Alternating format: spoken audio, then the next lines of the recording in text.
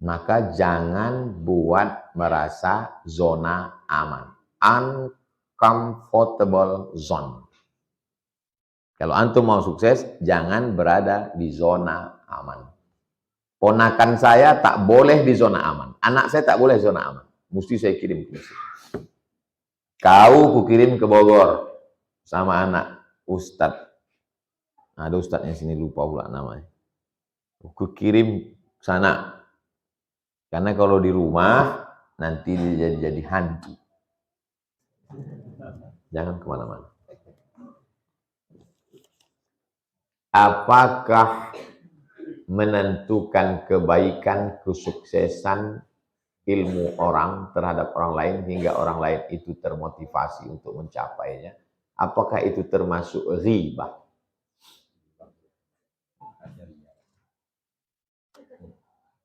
Saya mau belajar sama si Anu Ustadz, boleh apa tak boleh?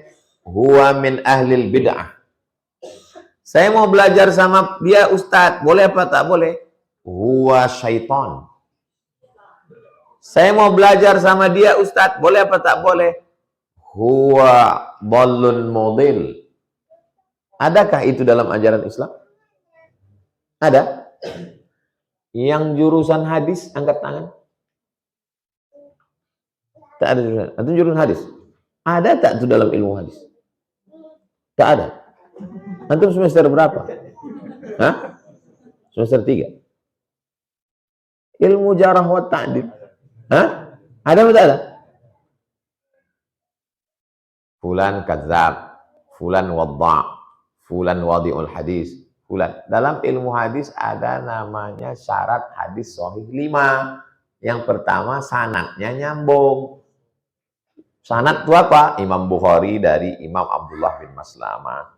Maslamah dari Imam Malik. Imam Malik dari Abu Zinad. Abu Zinad dari A'raj. A'raj dari Abu Hurairah. Abu Hurairah dari sanad. Yang kedua rawinya mesti adil. Yang ketiga rawinya mesti dhabit, kuat ingatan. Dari mana kita tahu rawi itu adil? Ada ulama jarah wa ta'dil yang memberikan rekam. Fulan siqah, fulan hujjah, fulan dhaif, fulan wahid, fulan kadzab, fulan dajjal. Apa nama kitabnya? Kitabnya namanya Kutubur Rijal wat Tabaqat. Jadi semua periwayat yang ada dalam Sahih Bukhari, Sahih Muslim, Sunan Abi Daud, Sunan Nasai, Sunan Tirmidzi, Sunan Ibnu Majah dibuatkan satu kitab khusus. Fulan kadzab, fulan wadda', fulan sahih, fulan dhaif. Nama kitabnya Al-Kamal fi Asma'ir Rijal. Karena kitab ini terlalu besar, panjangnya semeter, diperkecil namanya kitabnya Tahzibul Kamal. Karena terlalu besar diperkecil lagi namanya Tahzibut Tahzib. Karena besar diperkecil lagi namanya Taqribut Tahzib. 2 jilid, 2 kali Quran tebal. Ditulis oleh Imam Al-Hafiz Ibnu Hajar Al-Asqalani. Ustaz, saya mau belajar sama dia. Jangan, Syiah itu. Saya mau belajar sama dia, Pak Ustaz. Jangan, Khawarij. Belajarlah kepada akidahnya Asy'ari, fikihnya Syafi'i, tasawufnya Sunni, supaya orang selamat. Kalau tidak, saya mau belajar sama dia, tak apa-apa, belajarlah. Itu sama dengan menyerahkan kambing ke mulut singa. Gaji saya 5 juta sebulan. Saya mendapat bonus tiap tahun beda-beda. Kadang 20 juta, bisa lebih, tergantung dari keuntungan usaha sendiri. Apakah hasil gaji ditambah bonus saya sudah wajib dikeluarkan zakatnya? Zakat itu dikeluarkan berdasarkan income pemasukan. Gaji, bonus, reward, SPPD, uang tunjang, uang sipak, uang sundul, uang tanduk, uang sikut. Jadi jangan gaji saja. Ada orang bergaji 20 juta, tapi penghasilannya 200 juta. Rupanya banyak tuyulnya. Maka yang dikeluarkan dari 200. 2,5% dari 100 juta, 25 juta. Kalau 200 berarti dia keluarkan 50 juta. Mudah-mudahan adik-adik ini gajinya 200 juta sebulan. Tak ada yang mustahil. Innama amruhu iza arada syai'an ayyakula lahu kun. Kenapa setelah Rasulullah wafat, perhatian umat fokus pada masalah politik, khususnya dalam masalah memilih khalifah. Dunia ini tidak boleh kosong dari pemimpin. Satu malam dengan pemimpin yang zalim lebih baik daripada 60 tahun. Satu malam tanpa pemimpin lebih celaka. Tapi ini jangan dijadikan dalil untuk memilih pemimpin celaka. Mereka meninggalkan jasad Nabi terbujur demi politik. Kalau orang meninggal, yang ngurus jenazahnya itu keluarga, bodoh. Yang mengurus jenazah, jangan kau bayangkan jenazah Nabi tergolek-golek, tak terurus. Yang mengurus jenazah Nabi itu Sayyidina Ali, karena dia tak punya saudara kandung. Sayyidina Ali itulah saudara dia, ayah mereka adik-beradik. Abbas, pamannya masih hidup. Abdullah bin Abbas, Fadl bin Abbas, Sayyidina Al-Hasan, Sayyidina Al-Husain. Itu yang mengurus jenazahnya.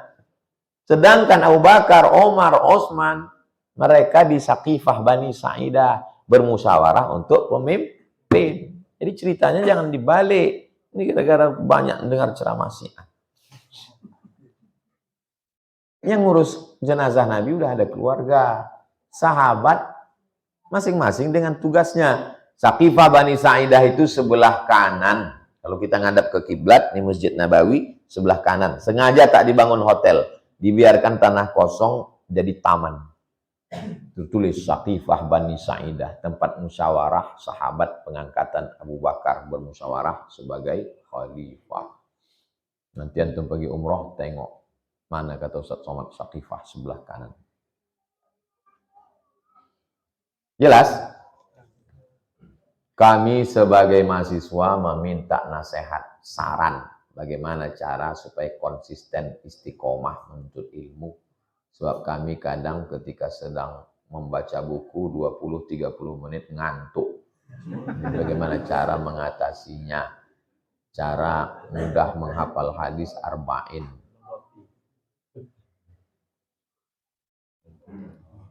Tanya Ustadz Budi, kalau kalian tak percaya, cakap saya nih nanti. Bulan September, Oktober, keluar Muqarrar, diktat namanya. Tebalnya 200 sampai 300 halaman. Keluarlah diktat. Satu syekh, satu diktat. Nanti ujiannya Desember. 7 diktat, karena saya Fakultas Usuluddin.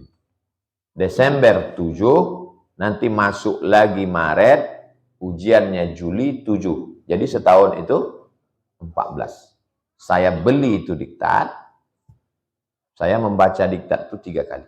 Membaca pertama, menengok kosakata, karena saya dari sekolah kelas 1 Darul Arafah Medan, kelas 2 Muallimin, kelas 3 Air Molek. Kalau ada orang pindah-pindah itu karena prestasi atau karena mantap itu. Jadi saya beda sama Ustadz Budi. Ustadz Budi tamat Gontor, bahasa Arab, bahasa Inggris kepala. Jadi ini kamus Al-Munawir, ini buku. Baca pertama, buka. Makanya buku saya itu, masih ada saya simpan, itu macam hutan rimba, karena bercoret-coret. Itu baca pertama. Baca kedua, saya beli pena 2. Satu warna hijau, satu warna merah, satu warna hitam. Yang penting merah. Kurang penting hijau. Yang tak penting, jangan digaris, mubazir. Baca yang ketiga, saya ringkas. Ayat-ayat saya hafal, supaya tak panjang. Pangkal-pangkalnya, hadis-hadis saya hafal. Ucapan-ucapan ulama saya hafal. Yang agak-agak susah, baru saya ringkas kecil. Yang 300 halaman, saya jadikan 3 lembar. Ringkasan saya kecil. Saya kemana-mana tak bawa buku, ringkasan. Jadi kalau ada orang minjam, Mat, kau nggak bawa buku? Aku ringkasan. Pinjam ringkasan kau? Apa kayaknya? Karena yang bisa baca cuma aku. Saya sekamar sama orang Medan. Kamar, tempat tidur dia sini. Asal saya tidur malam. Saya belum tidur. Saya tengok dia meriksa buku saya. Ditengoknya, Somad udah baca halaman berapa? Oh, ditengoknya buku. Pas besok, diktat saya itu, saya garis dari belakang. Mak, udah selesai.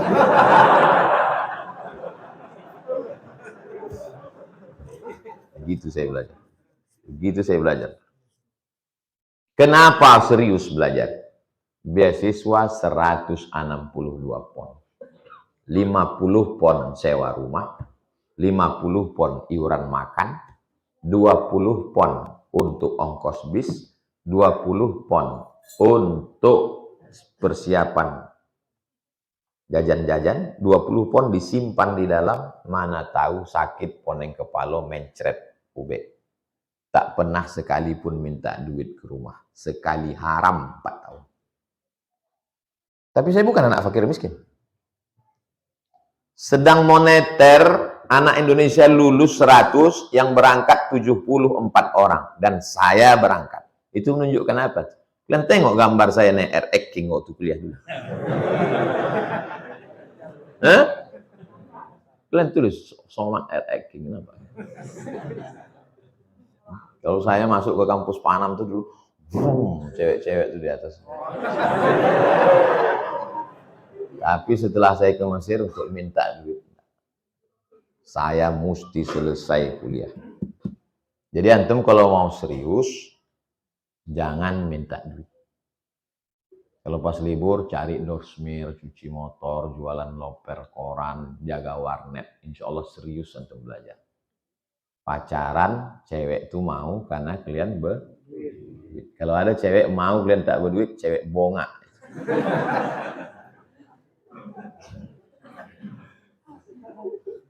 Habis sholat subuh, bawa foto, bawa surat keterangan kampus, ajukan ke kedutaan Saudi Arabia, minta visa. Cop, dapat visa, naik bis ke Suez, naik kapal laut 2 hari 2 malam ke Makkah. Sampai di Makkah, haji gelandangan. Tak ada hotel, tak ada kamar, tak ada makan. Tidur di Masjidil Haram. Jam 3 pagi udah datang tukang gelar karpet. Haji, haji, haji, haji, haji, haji. Turunlah ke bawah, diusir orang itu. Turun masuk ke kamar mandi depan Hilton. Rupanya kawan-kawan tidur di toilet. Enak kalian di sini ya. Cerita itu ditulis indah. Saya tengok bukunya. Belilah bestseller, ditulis oleh Dr. Agung Irawan, Haji Backpacker. Duduklah di situ, setiap hari menunggu kawan mencari tawaran kerja. Dadah Mat, aku udah dapat kerja, katanya. Yalah, selamatlah ya, aku kerja. Jam-jam 12 balik ya. Kenapa kalian balik? Enggak kuat, Mat. Apa kerjanya? Pakai helm. Apa pakai helm? Mengupas bawang pakai helm. Dan saya tahu. Catering. Ada, jadi ustadz dia sekarang, dokter. Tak boleh ku sebut namanya.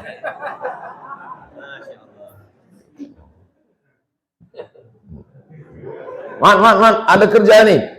Apa kerja? Membawa jamaah. Berapa orang? 1 bis lah. Nih, tinggal bawa. Jamaah sekalian, kita akan menuju Padang Arafah, nanti kita akan ke Musdalifah, ke Mina, nanti di ini. Gitu aja cara. Iya. Oh, berapa jam ini? 2 jam selesai. Iyalah, bereslah.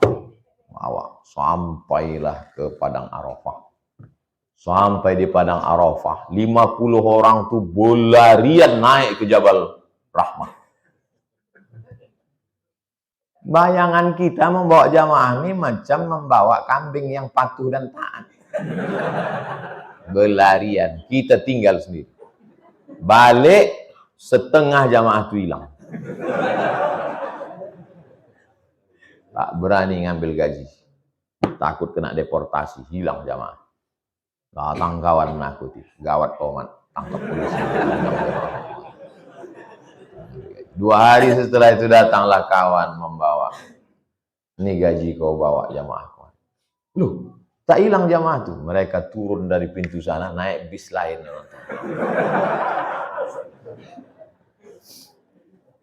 Mat, ada kerja ini. Oh, mantap. Apa kerjanya? Mendorong jamaah sakit tawaf. Tawaf 7 putaran, sa'i. Bayangkan antum mendorong di atas, bukan di bawah, di atas 7 putaran. Selesai 7 putaran itu, 7 tambah 7, sa'i 14, hilang tulang betis itu. Dikasihlah $100, $1.500.000 kalau sekarang, kali 15.000. Namun meminta duit ke rumah, tidak. Haram aku minta duit ke rumah. Pulang ke hotel, Mat, kau tadi mendorong jamaah. Iya. Yang kau dorong tuh kena demam meningitis. Dan demam meningitis itu menular, tak ada obatnya sampai sekarang. Nanti sudah saya tua, saya tulis cerita perjalanan saya itu untuk bahan Sami sama Hazik duduk sama cucu-cucu saya. Nanti sekarang tak sempat mau tulis, ada aja halangan. Beda kita sama binatang itu, kita punya cerita dan bisa menceritakannya. Kalau hidup antum tak ada ceritanya, bagus antum jadi kucing. Cerita antum pontang-panting di Pekanbaru ini, itulah yang akan menjadi cerita indah 20 tahun akan datang. Jadi antum mesti bersusah-susah di sini. Berakit-rakit ke hulu, berakit-rakit ke tepian. Sakit-sakit dahulu, sakit-sakit juga kemudian. Kapan bahagianya? Main pantun kawan nih. Generasi itu 3. Generasi pejuang, generasi penikmat, generasi penghancur. Jadi kalau antum sekarang berjuang, anak antum nanti penikmat, cucu antum penghancur. Maka jangan buat merasa zona aman. Uncomfortable zone. Kalau antum mau sukses, jangan berada di zona aman. Ponakan saya tak boleh di zona aman. Anak saya tak boleh zona aman. Mesti saya kirim ke Mesir. Kau kukirim ke Bogor sama anak Ustadz. Ada Ustadznya sini, lupa pula namanya. Kukirim sana. Karena kalau di rumah nanti dia jadi hantu. Kitab yang dibaca di Mesir itu sama baca di Pekanbaru. Kenapa dia disuruh pergi jauh? Supaya dia uncomfortable zone. Jangan berada di zona nyaman. Walaupun kebun sawit bapak kalian sejauh mata memandang, kalian merantau. Kata Imam Syafi'i, safir tajid iwadan amman tufariku. Merantaulah kalian. Kalian akan dapatkan yang hilang. Kalau kalian kehilangan kawan, jumpa kawan lebih baik. Kalau kalian kehilangan orang terkasih, akan dapat yang lebih sayang. Safir tajid iwadan. Bunga bukan setangkai, kumbang bukan seekor, patah tumbuh hilang berganti, hilang satu tumbuh 1000. Kau kenapa tak jadi melanjutkan ke Mesir? Gimana Pak Ustadz? Nanti saya nikah sama siapa? La ilaha illallah. Macam tak ada perempuan di dunia. Saya mahasiswa semester 1 UIN, tepatnya Fakultas Usuluddin, jurusan ilmu hadis. Sebelum diterima di fakultas, saya sempat tak diridhoi orang tua karena tak bisa memberikan alasan selesai kuliah nanti kerja apa. Katanya masuk umum aja karena lebih mudah mendapatkan pekerjaan. Jujur saya masuk Fakultas Usuluddin karena direkomendasikan oleh salah satu guru hadis saya. Karena beliau melihat potensi yang besar pada diri saya. Sampai pada akhirnya saya tetap berangkat ke Pekanbaru dengan ongkos saya miliki. Pada awalnya saya sempat tak dikirimi uang oleh orang tua saya selama beberapa bulan. Yang namanya orang tua pastilah tetap memikirkan kondisi. Bagaimana hukumnya Pak Ustadz? Apakah saya digolongkan anak durhaka? Tidak mematuhi keinginan orang tua. Bapak-bapak, ibu-ibu yang takut anaknya sekolah agama, nanti kerja apa, mau makan apa, kalian perlu ke rumah sakit memeriksakan otak kalian di mana. Aku khawatir otak kalian itu di samping lambung. Atau lambung kalian itu tumbuh di otak. Sengaja Allah buat otak itu di atas, lambung itu di bawah, supaya kalian jangan memikirkan sikit-sikit makan, sikit-sikit makan. Cucuku ini 40 kata atuk saya. Cucuku yang satu nih mesti sekolah agama. Dia menyebut saya Bidu Somad. Abdul Somad. Orang Melayu payah dia bilang Abdul Somad. Bidu Somad nih mesti sekolah agama. Kalau aku panjang umur, aku menyekolahkan dia. Kalau aku pendek umur, kebun kelapa 2 hektar untuk sekolah dia. Atukku kebun kelapanya dikasihnya untuk nyekolahkan aku agama. Ini anakmu sudah mau sekolah agama, kau pula tak ngirim belanja. Nanti kalau kau mati mau dikirim koran. Kata mak saya, kau tak boleh sekolah lain. Kau mesti sekolah agama. Aku nanti pilih jurusan apa, mak? Kau jangan pilih jurusan lain. Quran, hadis. Itu aja. Supaya cito kau nanti Quran, hadis. Tapi kau jangan bercakap tak tentu arah. Aku mau kau bercakap Quran, hadis. 98 dipesankannya itu. Jangan ambil jurusan lain, yo. Quran, hadis. Yo, mak. 2008 pulang, buka tes Usuluddin, formasi yang diterima dosen hadis. 10 tahun baru bisa saya memahami cakap emak saya. Saya mau berkeras juga mengambil bahasa Arab. Karena saya mau pulang jadi dosen bahasa Arab. Kau ambil Quran hadis. Waktu saya tengok formasi pengumuman di Riau Pos, yang dicari dosen hadis. Allahu Akbar. Firasat orang tua. Dia orang tua yang betul, bukan orang tua tak betul.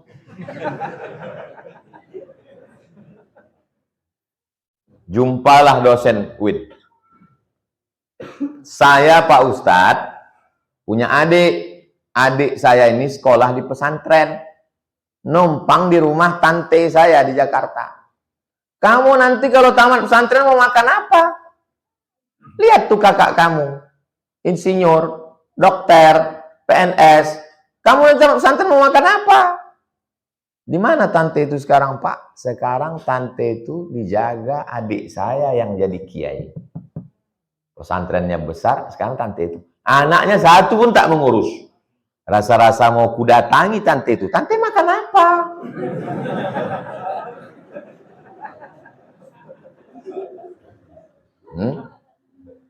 Tunjukkan bahwa kau benar.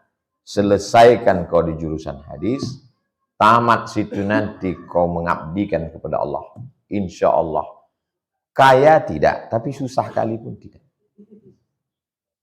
Saya ini kurus nih bukan tak makan. Setiap ceramah nih udah makan. Memang takdir tak mau gemuk. Makan, teh tarik. Di sini aja yang minum air putih. Lain tahu sendiri lah kalian.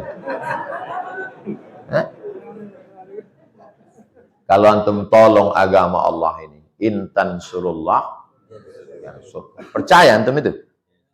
Satu yang kau lakukan, 2 balasan Allah.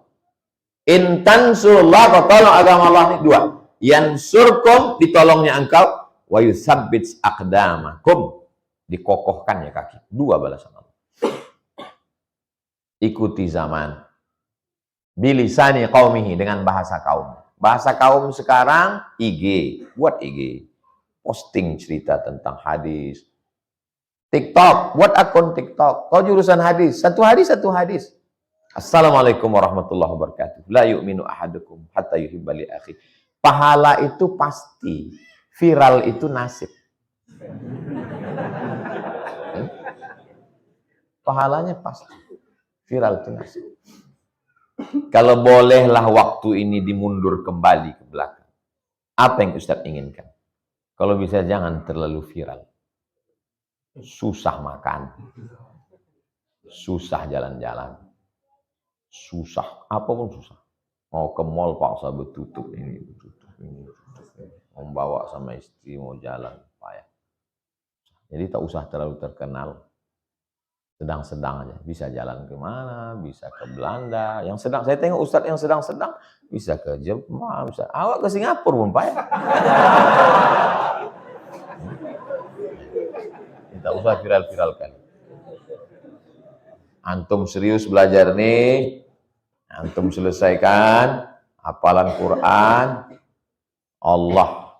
Kalau Allah sudah berjanji, tolong kau nanti. Innaka la tukhliful.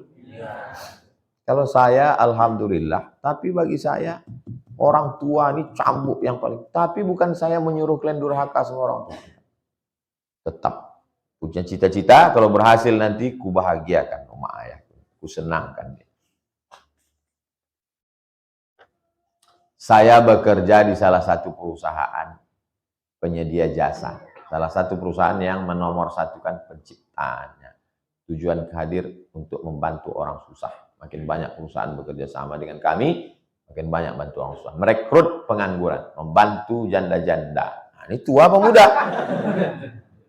Setiap penghasilan 10% membantu fakir miskin anak yatim. Setiap pagi sebelum sholat, pagi kami sholawat bersama, baca Asmaul Husna, berdoa, ngirim Fatihah untuk diri sendiri, orang tua, mendoakan 10 orang teman, tadarus Quran. Yang ingin saya tanyakan, apa boleh kami merekrut orang susah dijadikan pekerjanya di perusahaan kami ini, Pak Ustadz? Kalau kalian menerima pegawai, lebih memprioritaskan orang susah, bukan mengeksploitasi orang susah, gajinya tetap sama dengan orang tak susah, maka kalian sudah menolong. Apa janji Allah untuk orang yang menolong orang susah? Man yassara an mu'sirin. Siapa yang memudahkan orang yang susah, yassarallahu anhu yaumal qiyamah. Dimudahkan Allah dia dari kesusahan hari kiamat. Man farraja'an muslimin kurbatan min kurabid dunya. Siapa yang melepaskan saudaranya dari huru-hara kesulitan dunia, farrajallahu anhu kurbatan min kurabi yaumal qiyamah. Min yaumil qiyamah. Maka dilepaskan Allah dia dari malapetaka hari kiamat. Wallahu fi aunil abdi maka al abdu fi auni akhi. Allah akan menolong saudaranya selama hamba itu mau menolong saudaranya. Maka saya minta ini ada grupnya. Berapa grup kita sekarang? 400. Saya tak mau kalian datang ngaji pulang, datang ngaji pulang. Itu bukan pengajian. Itu namanya penikmat kajian. Di sini ada yang punya doorsmare, ada yang mobilnya kotor, ketemu dia. Bukan gratis. Daripada duit itu keluar. Di sini ada yang anak yatim, ada yang bingung. Aku bingung Pak Ustadz, duit itu mau aku campakkan kemana? Jadi itulah jadi wasilah. Maka admin di situ mesti kreatif admin. Saudara sekalian, ini ada anak muda kita yang baru selesai tamat. Kira-kira ada nggak yang ada lowongan ya? Kalau dia minta kan malu dia. Admin lah yang kreatif menawarkan. Bapak Ibu ada yang anak gadis nggak? Kebetulan ada potong komen. Ada yang baru tamat? Enggak, untuk saya, kata dia. Apanya maksud kau nih admin? Jadi Nabi itu dulu begitu. Nabi itu bukan sekedar ceramah di masjid, dipersaudarakannya. Ini Ansor, ini Muhajirin, ini Abdurrahman bin Auf, ini Sa'ad bin Rabi, ini Abu Darda, ini Salman Al-Farisi, bersaudara. Saya mau kajian kita ini. Tapi saya tak punya waktu untuk mempersaudarakan. Jadi kalianlah yang mengatur itu semua.